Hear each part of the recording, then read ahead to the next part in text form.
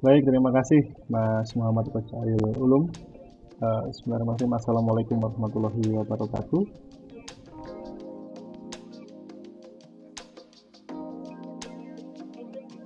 Ya, selamat sore semuanya ya. Tadi ada Pak Agus, benar. Saya lihat dulu. Ini yang perlu saya sapa.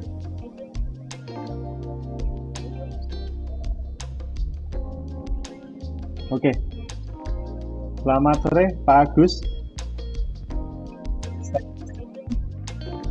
Agus Kumham yang hadir pada sore hari ini. Ya, alhamdulillah kita semuanya dapat berkumpul di sini ya. Meskipun dalam keadaan lapar sambil menunggu berbuka puasa, atau mungkin teman-teman ada yang sambil hunting takjil atau mungkin lagi jualan takjil, ya bisa sambil sambil mendengarkan diskusi ini. Atau kalau syukur-syukur kalau mau ikut diskusi ini juga tidak apa-apa gitu. Oke. Nah, ini untuk suaranya lancar ya Mas Ulum ya? Oh ya.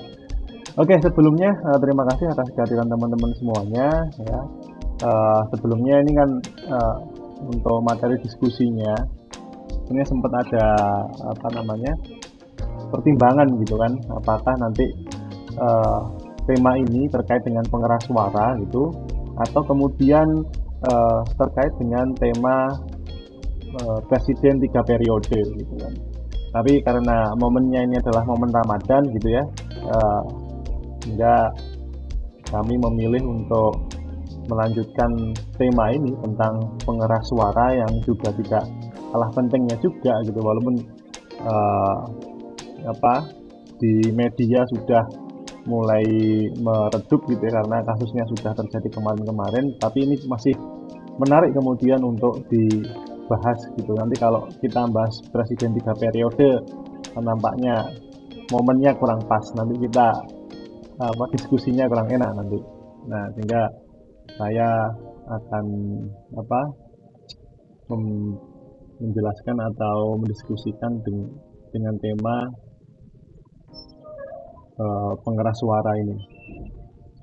Nah, teman-teman sekalian ya, ini modelnya kita nanti diskusi aja, apa namanya, biar nggak kayak kuliah gitu, sehingga ada juga yang kelihatan. Oke, sebelumnya saya mau share screen dulu.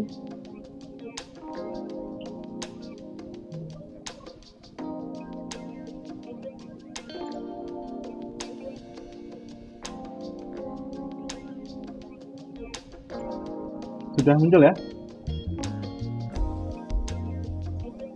Oke. Sebenarnya ini tuh menarik kalau misalkan dibahas sama Bahsul Masail Fakultas Syariah. Tadi kayaknya ada eh, siapa? Eh, Sril ya? Nah, ya itu ada Pak Yainya itu. Iya, ya saya barusan inget, oh iya harusnya ngajak ini ya enak gitu. Saya mengkaji dari segi apa namanya hukum positifnya gitu ya. Kemudian dari Basul Masail nanti membahas dari segi syariahnya seperti apa gitu. Tapi nanti mungkin bisa bergabung mengalir aja gitu. Mas Yusril ada tadi kayaknya.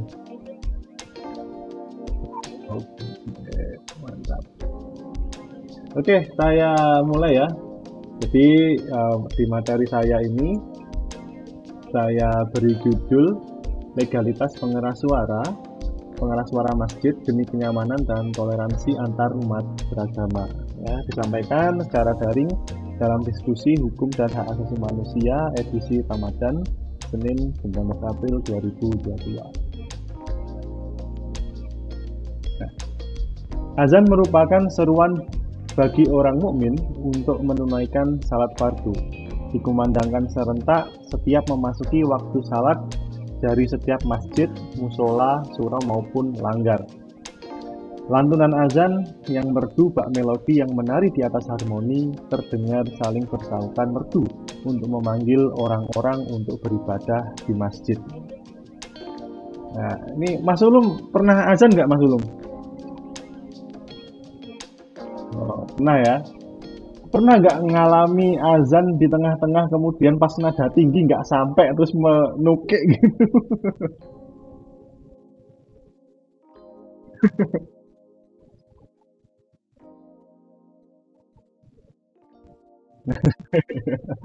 Ya itu hal yang wajar ya, hal yang wajar karena ya namanya manusia gitu. Nah, tetapi kemudian kita akan mencoba untuk mengulasnya ya, bahkan dari perkara azan ya, dari azan ini bisa mem- memidanakan seseorang gitu. Seseorang bisa kemudian masuk bui. Nah, itu. Nah, sebelumnya ini saya ada data dari Kementerian Dalam Negeri ya, yang kemudian saya ambil gitu ya, di mana bisa teman-teman lihat yang berwarna biru itu teman-teman, itu adalah pemeluk agama Islam. Kemudian yang ini itu adalah Kristen, yang ungu ini, yang coklat itu adalah Katolik, dan yang selanjutnya adalah Hindu, Buddha, aliran kepercayaan, dan Konghucu yang kecil nggak kelihatan itu. Jadi kalau dibesarkan bisa nggak ya?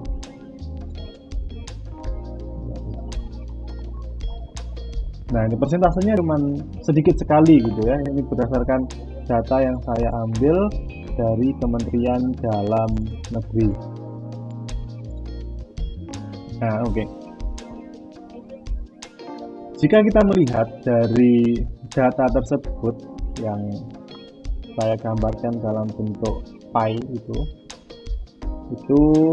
bisa menunjukkan bahwa umat beragama Islam itu menempati eh, posisi mayoritas, posisi mayoritas di mana ya memang betul bahwa sebagian besar masyarakat Indonesia itu memeluk agama Islam. Gitu.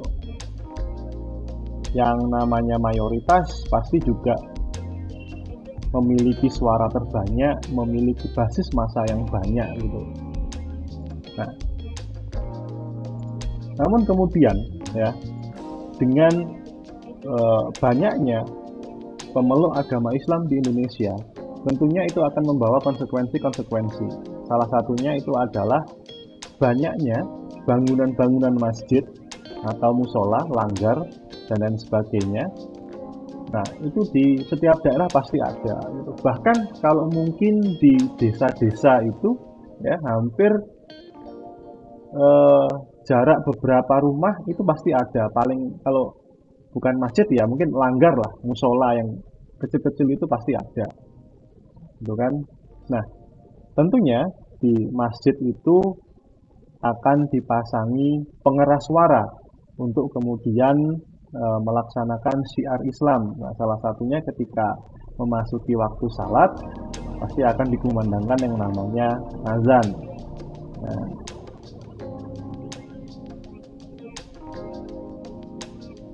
nah, di dalam apa kehidupan masjid ya mungkin yang rutin dikumandangkan itu yang pertama adalah azan, yang kemudian adalah sholawat tarhim. Kalau di Mas Ulum namanya apa Mas? Kalau misalkan yang apa ngaji pengajian yang sebelum azan itu namanya apa kalau di tempatnya sampean? Sama ya. Nah, ini kan ada mungkin ada penyebutan-penyebutan yang lain, mungkin ada fungsinya untuk tadarus. Kalau mungkin bulan Ramadan ini banyak ya di masjid-masjid itu. Kemudian ada membangunkan orang sahur, kemudian ada menyampaikan kabar duka dan lain sebagainya. Nah, itu kemudian bisa dilaksanakan atau dikumandangkan atau dikabarkan melalui pengeras suara masjid. Nah, kayak ini nih, kedengeran nggak suaranya? Nah, ingat. Mungkin break dulu ya, nanti biar nggak kontroversi. Nanti kalau setelah ikomah, kita lanjutkan lagi. Gitu ya.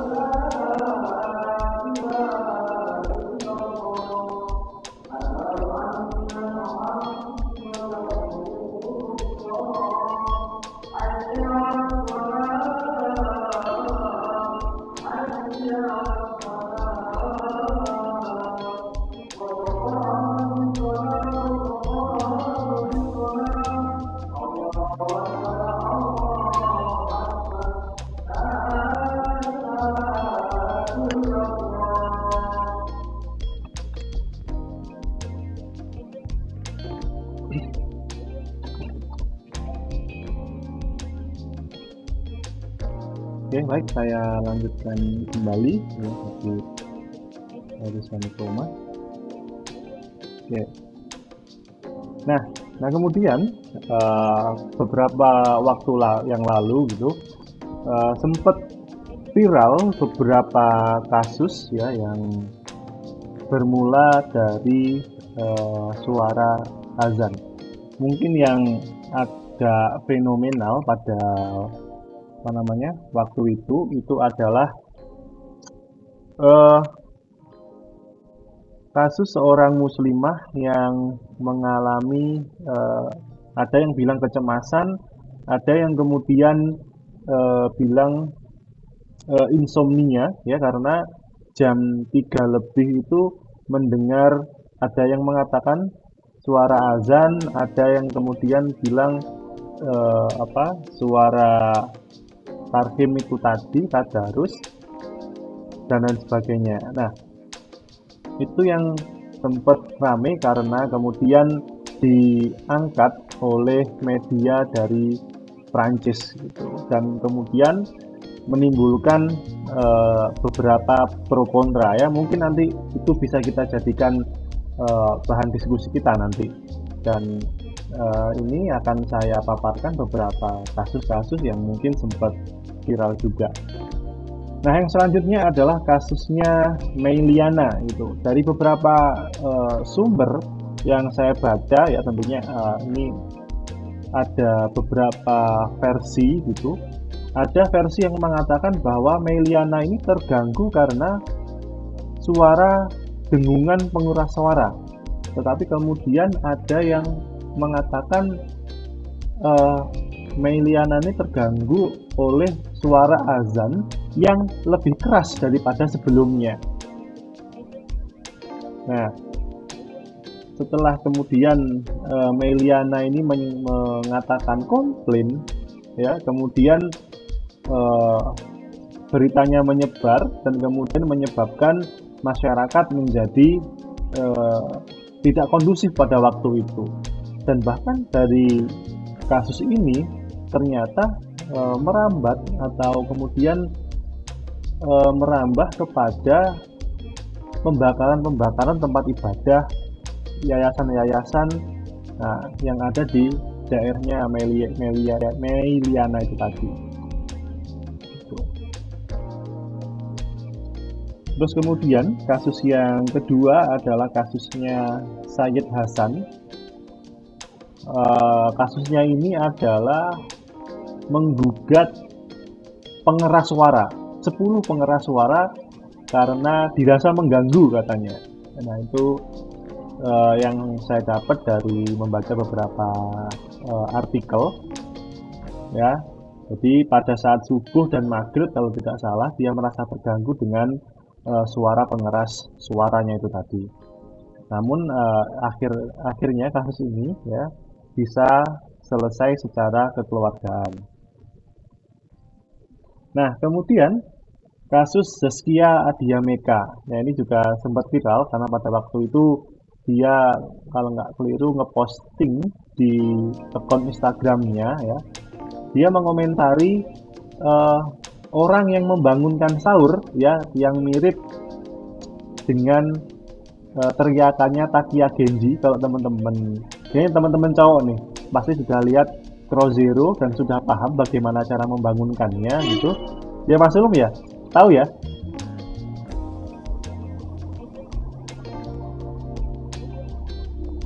Halo Mas Ulum?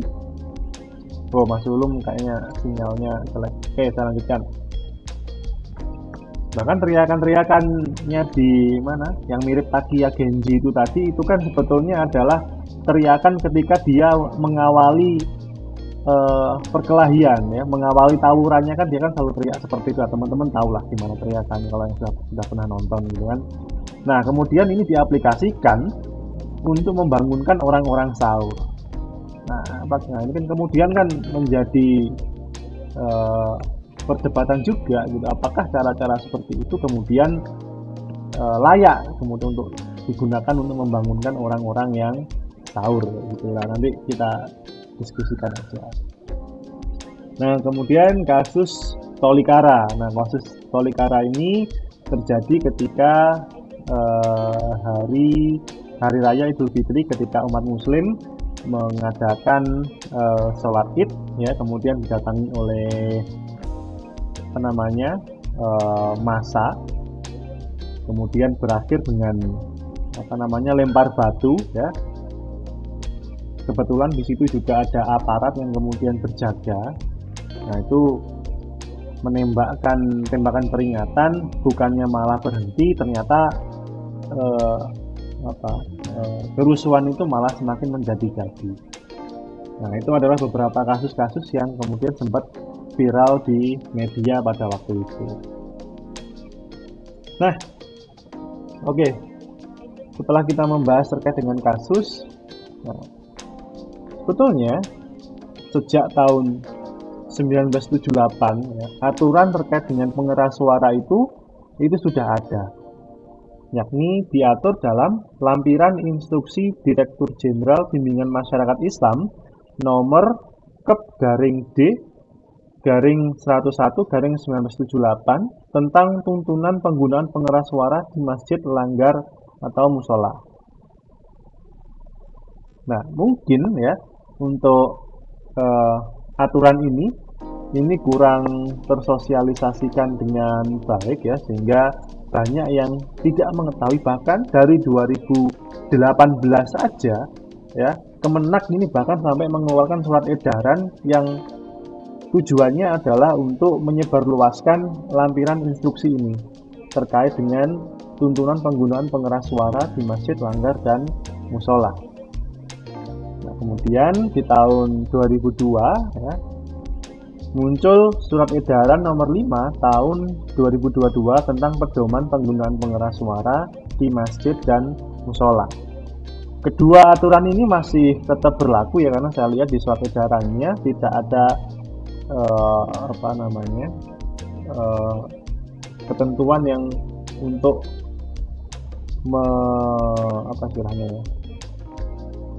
menyatakan bahwa aturan yang tahun 1978 ini tidak berlaku. Ya, jadi kedua aturan itu berlaku. Tetapi kemudian yang akan kita bahas pada sore hari ini ya, itu adalah peraturan atau surat edaran nomor 5 tahun 2002 tentang pedoman penggunaan pengeras suara di masjid atau musola. Bentar, saya tayangkan terlebih dahulu.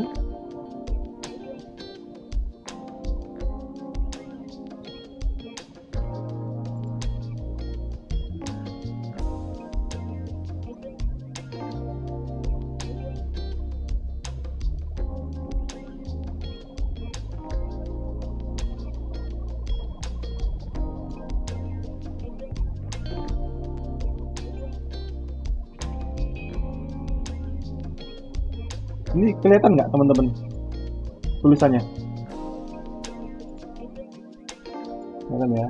Nah, coba saya perbesar sedikit biar lebih.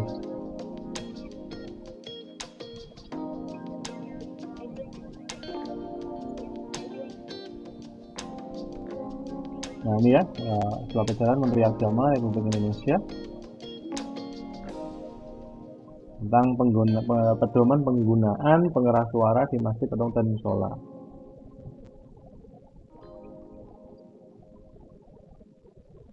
Nah, ya, bagaimanapun juga ya, kebutuhan akan azan itu adalah hak setiap orang yang beragama Islam atau seorang Muslim sebagai pengingat atau penanda untuk melakukan kewajibannya untuk sholat misalkan. Nah, tetapi kemudian apakah orang-orang yang merasa terganggu oleh suara azan itu kemudian tidak boleh protes? Nah, coba ini Mas Sulum, boleh nggak sih kalau misalkan seseorang gitu ya, entah itu dia Muslim ataupun non Muslim, boleh nggak sih dia komplain karena ada suara azan atau suara pengeras suara yang mengganggu gitu? Boleh nggak?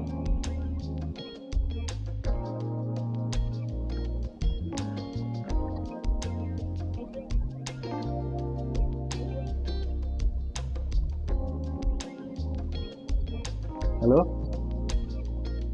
Suaranya putus-putus maksud? Iya, putus-putus.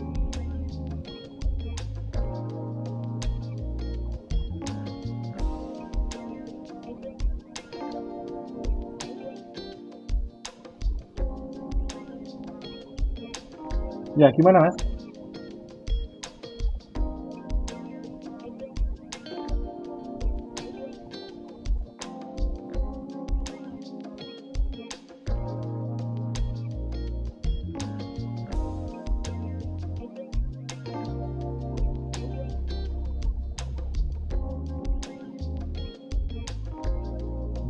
Ya, karena ini kan tadi yang kasusnya Meliana ini tadi kan dia mengkomplain suara dari pengeras suara itu ya ternyata berakhir dengan nah itu tadi pidana itu tadi. Nah, ini jadi untuk kemudian ya untuk memastikan seperti yang disebutkan di dalam surat edaran ini untuk memastikan penggunaan pengeras suara agar tidak menimbulkan potensi gangguan ketentraman, ketertiban, dan keharmonisan antar warga masyarakat, diperlukan pedoman penggunaan pengeras suara di masjid dan musola bagi pengelola takmir masjid dan musola.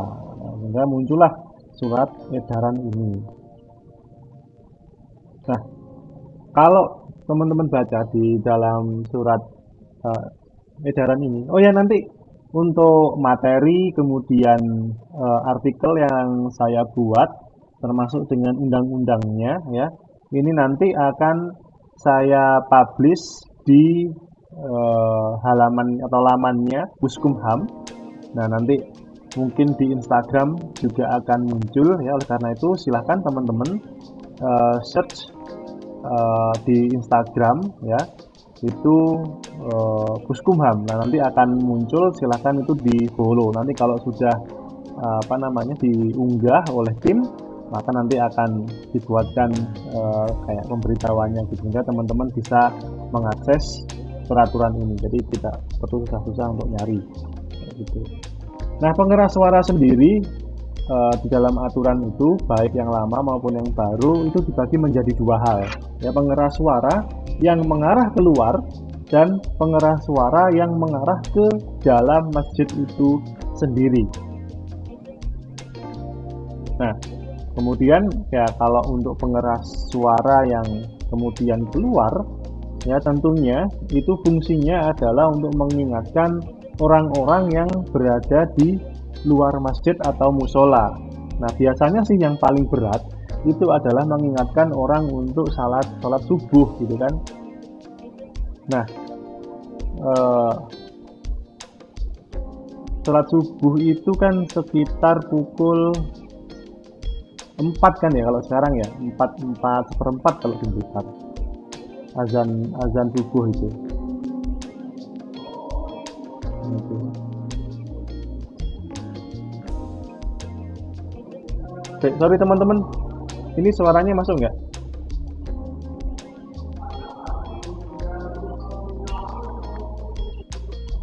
Oh, tapi suara saya masih jelas ya.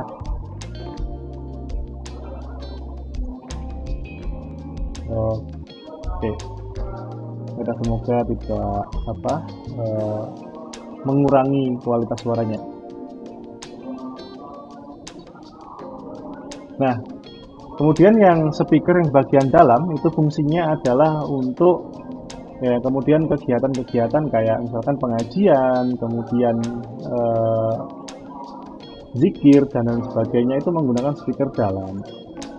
Nah, di sini juga sudah ditulis dan bahkan volume pengeras suara diatur sesuai kebutuhan dan paling besar 100 desibel.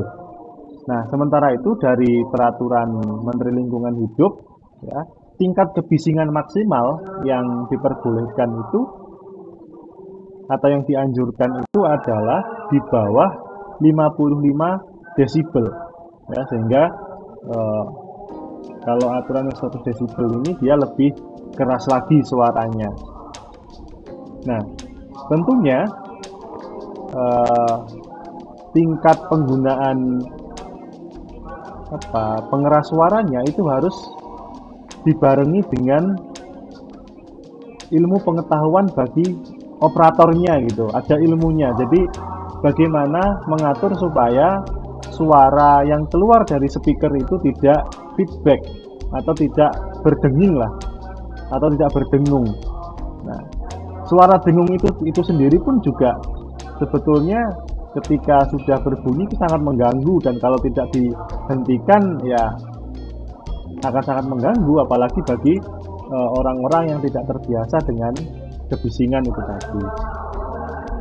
Nah, di dalam surat edaran Kemenak yang saya share ini juga diatur ya waktu penggunaan pengeras suara. Ya, kalau yang tadi pembacaan Al-Quran, sholawat tarhim, nah itu menggunakan pengeras suara dalam jangka waktu paling lama 10 menit ya, atau mungkin 15 menit lah maksimal. Nah, kemudian pelaksanaan sholat subuh, zikir, doa, dan kuliah subuh menggunakan pengeras suara yang ada di dalam. Nah, tentunya ini ada maksudnya gitu kan. Nah, bayangkan teman-teman ketika di luar mengganggu atau tidaknya suara pengeras suara untuk kemudian mengganggu waktu istirahatnya bayi misalkan, mengganggu waktu istirahatnya orang yang sedang sakit misalkan. Nah, itu kalau tidak diatur seperti itu ya mungkin akan menimbulkan permasalahan-permasalahan baru kayak gitu. Sehingga hal ini perlu diatur. Nah, untuk sholat zuhur, asar, maghrib, dan isya, nah itu waktu tarhimnya, nah itu dibatasi paling lama 5 menit. Nah, dan sesudah azan dikumandangkan yang digunakan adalah suara dalam. Jadi semua ketentuan semua kegiatan itu sudah diatur di dalam surat edaran ini gitu. Sehingga apa namanya, selain untuk mengurangi tingkat gangguan, ya, ya itu juga sebagai bentuk apa, eh, penghargaan kita kepada orang lain. Nah, ini sampai bawah sudah diatur. Nah, ini yang penting nih, yang sempat saya tanyakan ke Mas Ulum tadi di awal. Suara yang dipancarkan melalui pengeras suara perlu diperhatikan kualitas dan kelayakannya. Suara yang disiarkan memenuhi persyaratan, bagus atau tidak sumbang, dan pelafasan secara baik dan benar. Nah, bayangkan kalau misalkan azannya itu, ya itu tadi, pakai nada tinggi, kemudian nggak sampai, dan kemudian tiba-tiba nadanya menukik kayak gitu. Nah, itu tentunya mungkin kalau di kampung hal-hal seperti itu mungkin, atau di pedesaan ya, itu masih bisa dimaklumi atau bisa ditoleransi, ya, anggap saja masih belajar gitu kan. Atau kemudian tidak ada yang azan, kemudian adanya muazin yang ada di luar masjid misalkan dipanggil untuk segera azan, mungkin seperti itu. Dan kalau di kampung tidak ada masalah, dan mungkin akan berbeda ketika apa namanya, azan ini dikumandangkan di tengah kota, di kota-kota besar terutama yang memiliki apa namanya, penduduk yang padat, ya. Misalkan kalau yang di Kediri ini saya lihat apa namanya, ada daerah-daerah yang kemudian padat penduduk, ya, ada kemudian yang agak longgar, tapi untuk jumlahnya mungkin tidak banyak, tidak seperti di Surabaya ataupun Jakarta, di kota-kota besar gitu. Nah, kalau kita membahas di perkotaan, ya, tentunya adanya dengung, adanya azan yang fales, atau kemudian suara-suara yang mengganggu itu tadi, tentunya akan membawa permasalahan tersendiri. Apalagi kalau di daerah situ, ya, penduduknya itu adalah campuran, jadi tidak apa namanya, tidak Islam, tidak pemeluk agama Islam aja yang ada di situ, tetapi kemudian ada warga-warga yang non Muslim, atau mungkin warga-warga pendatang dan lain sebagainya, ya, karena namanya juga perkotaan gitu. Nah, itu kalau di aturan yang di tahun 1978 itu yang diatur lebih banyak lagi, tetapi kemudian yang saya sampaikan di forum diskusi ini mungkin hanya surat edaran Kemenak ini aja. Oke, saya kembali lagi ke slide.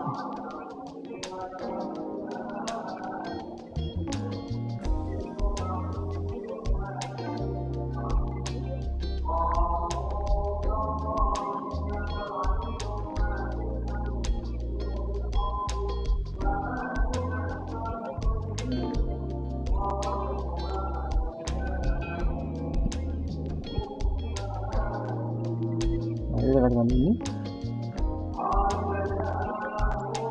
Nah, lalu kemudian kita akan membahas instrumen hak asasi manusianya, ya. Kalau tadi kita sudah membahas aturan teknisnya yang ada di sini. Nah, sekarang kita akan membahas terkait dengan instrumen hak asasi manusianya. Nah, dari peraturan perundang-undangan yang ada, saya mengambil beberapa aturan. Yang pertama adalah Undang-Undang Dasar Negara Republik Indonesia tahun 1945, ya, konstitusi kita. Kemudian Undang-Undang Nomor 39 tahun 99 tentang hak asasi manusia sebagai bentuk turunan dari konstitusi yang mengatur tentang hak asasi manusia. Kemudian ada ratifikasi, ya, dari International Covenant on Economic, Social and Cultural Rights, yang kemudian diratifikasi oleh Undang-Undang Nomor 11 tahun 2005. Nah, biasanya ICE SDR ini, ya, disandingkan dengan ICCPR, International Covenant on Civil and Political Rights. Ini yang ada di atau yang telah diratifikasi oleh Undang-Undang Nomor 12 Tahun 2005 tentang pengesahan konvensi tentang hak-hak sipil dan politik. Nah,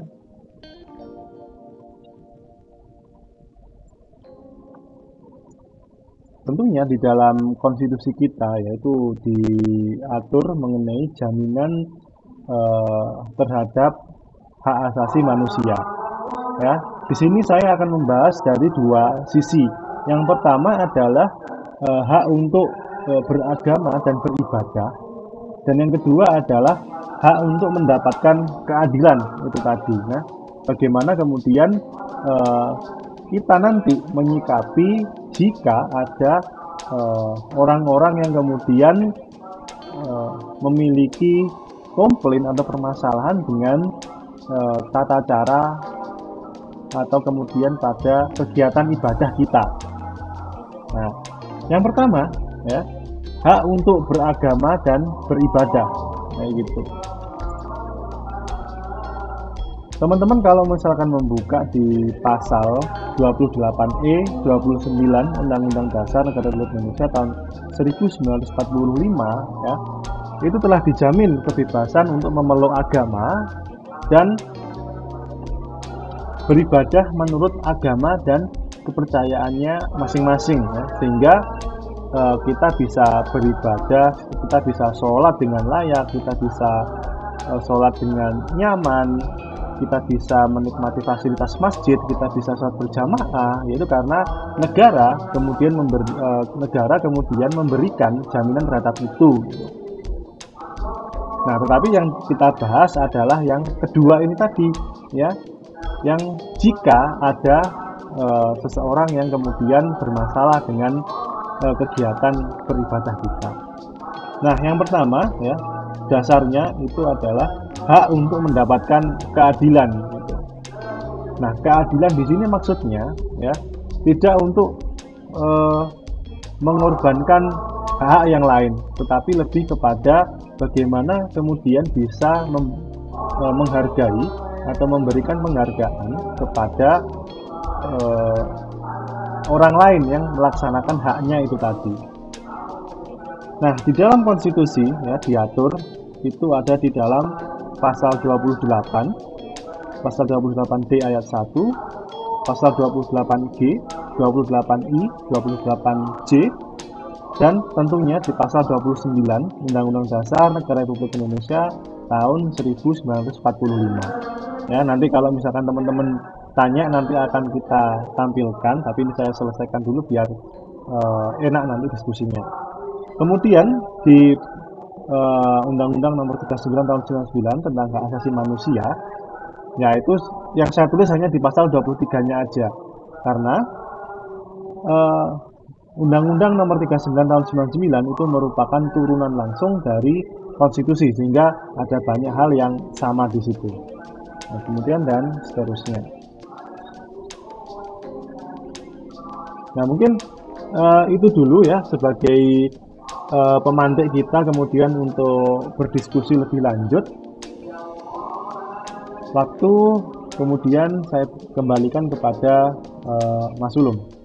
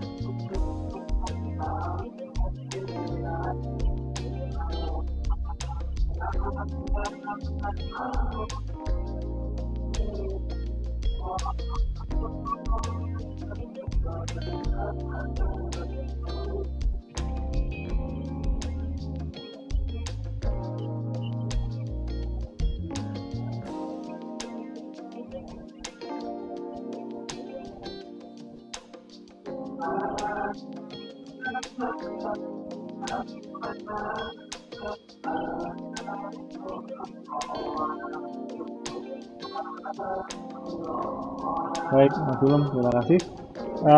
Jika ada yang seperti itu ya, jadi ini kembali lagi, kita kembali ke apa namanya eh, statement bahwa itu tinggalnya di mana, di daerah atau misalkan di desa atau di kampung yang notabene penduduknya itu adalah pemeluk agama Islam atau seperti apa.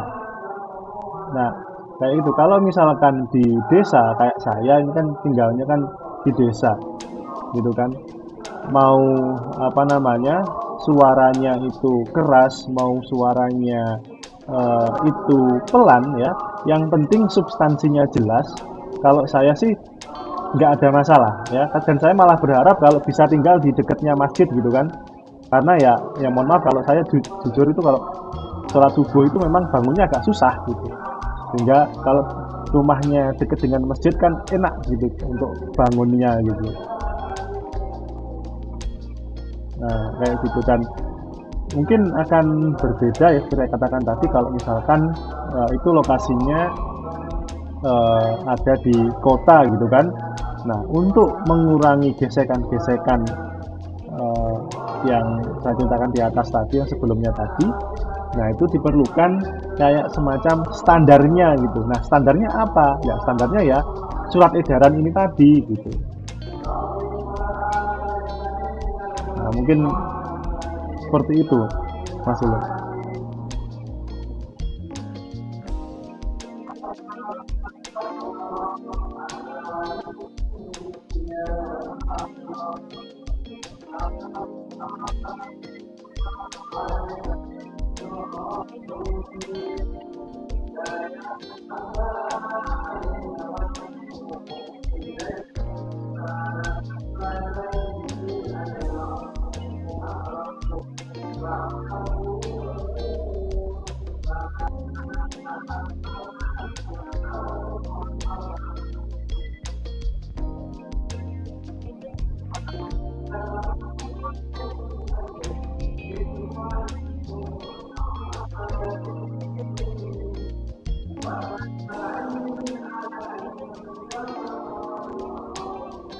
Oke. Oh ya Mas Ulu, mohon maaf nanti kalau ngomong lagi agak deket dengan mikrofon ya. Kenanya di saya kok. Jadinya jauh. Oh ya saya kan kayak suaranya menjauh gitu. Oke, untuk mensosialisasikan eh, apa namanya? Mensosialisasikan surat edaran itu tadi ya tentunya eh, peran dari apa namanya? Lembaga-lembaga terkait itu sangat dibutuhkan ya. Karena ya kan tadi peraturan yang ada sejak tahun 1978 saja ya sampai kemudian menuju tahun 2018 itu masih banyak kok yang belum mengetahuinya gitu tentang aturan pengeras suara. Nah, kemudian untuk mensosialisasikannya ya tentunya eh, ya kita sebagai mahasiswa atau kemudian orang-orang yang mengerti tentang permasalahan ini ya. Nah, itu bisa membantu untuk memberikan sosialisasi. Nah, kayak gitu. Tetapi kemudian kalau di wilayah tersebut ya kegiatan yang terkait dengan apa pengeras suara itu tadi tidak menimbulkan masalah ya saya rasa masih aman-aman aja gitu sehingga eh, yang perlu ya yang utama itu adalah sosialisasi di wilayah-wilayah yang kemudian besar kemungkinan untuk memunculkan potensi konflik itu tadi Nah, itu Mas Ulum.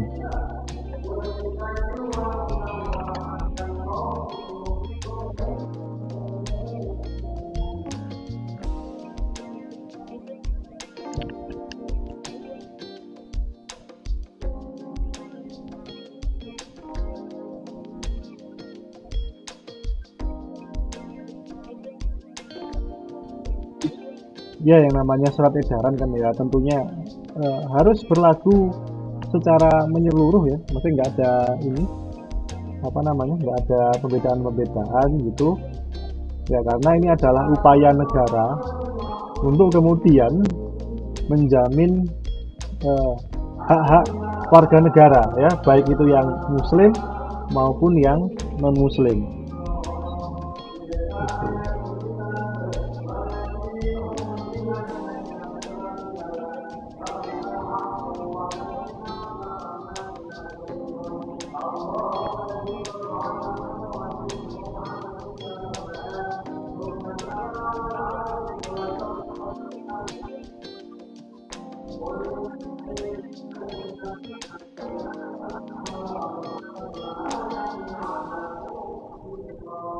Nah, silakan teman-teman jika ingin berdiskusi ya. Kalau ada yang dari kelas PHI, kelas A maupun kelas B, kelas advokasi ataupun hukum tata negara ya, seperti yang saya bilang tadi ya. Jadi akan ada reward bagi teman-teman yang aktif kemudian untuk berdiskusi gitu.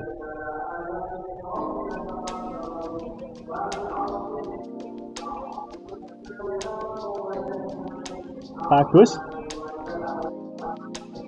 tuh, Mas Kara. Ya Mas Kara silakan.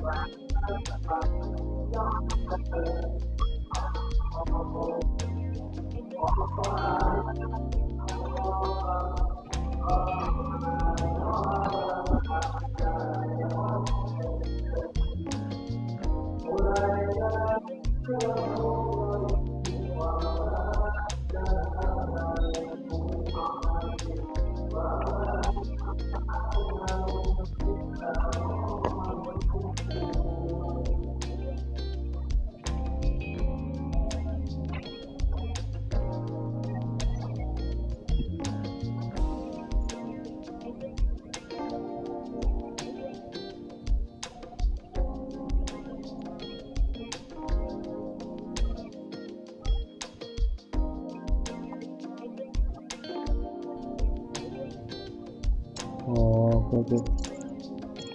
Mohon maaf, Mas Sulum, mungkin tadi bisa disarikan ya, maksudnya apa yang disampaikan oleh Mas Kara, karena di saya kok ini jaringannya trouble kayaknya.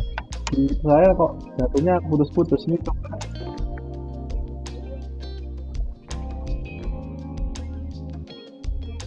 Coba saya ganti ke akun satunya.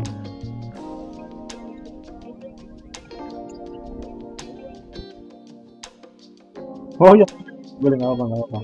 Maaf kalau merepotkan nih. Jadi,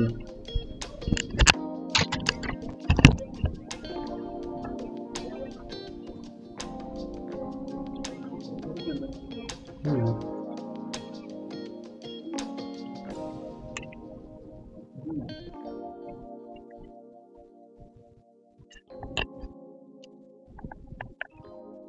Oke, bagus.